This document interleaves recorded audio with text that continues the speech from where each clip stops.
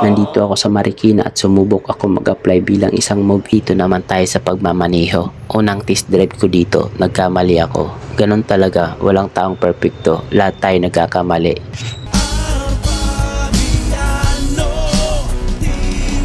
Ako nga pala si Remark Babiano na isang security guard na may pangarap, at kung gusto mong malaman, halika, subaybayan mo ako. Nandito na tayo sa sitwasyon na matured na tayo mag-isip. Lahat na kaya natin gawin, gagawin natin, lalo na at may pamilya tayo.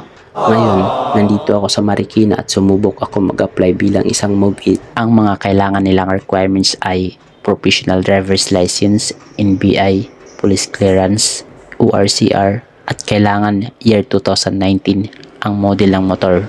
Kailangan mo rin mag-fill up through online sa apps ng MoveIt. Paano ko nagustuhan mag-apply dito? Dahil dito sa MoveIt, pwede mo gawing part-time. Kagaya ko, may regular ako na trabaho bilang isang security guard. Si MoveIt naman, tatrabahuin ko ito kapag day off ko. Sayang naman kung nakatambay lang ako sa bahay, wala akong ginagawa sa day off ko. Dagdag income na rin to pang araw-araw. At sana maintindihan nyo ako kung bakit ko pinasok ito. Dahil tumatanda na tayo at mayroong pangangailangan bawat pamilya. Mabalik tayo dito sa MoveIt. Kailangan pagpunta nyo dito, agahan nyo. Kailangan nakaserox na lahat ng mga requirements. Kailangan nakapag-download at nakapag-fill up na kayo sa driver apps ng MoveIt at GrabPay para hindi kayo maabala dito sa loob. Manood lang kayo ng tutorial sa YouTube. Yun lang din ang ginawa ko kung paano ako pumunta dito sa MoveIt.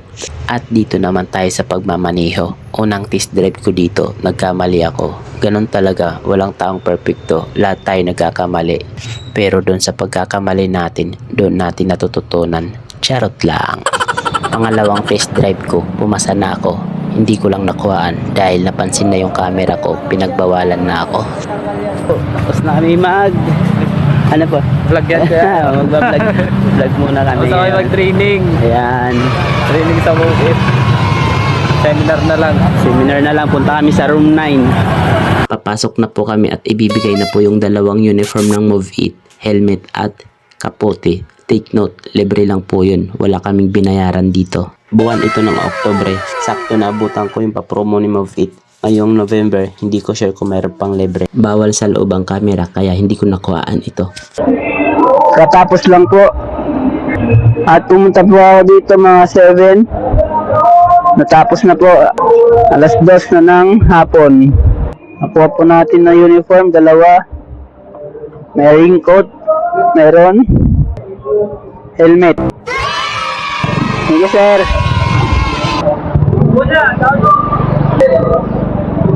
Thank you po.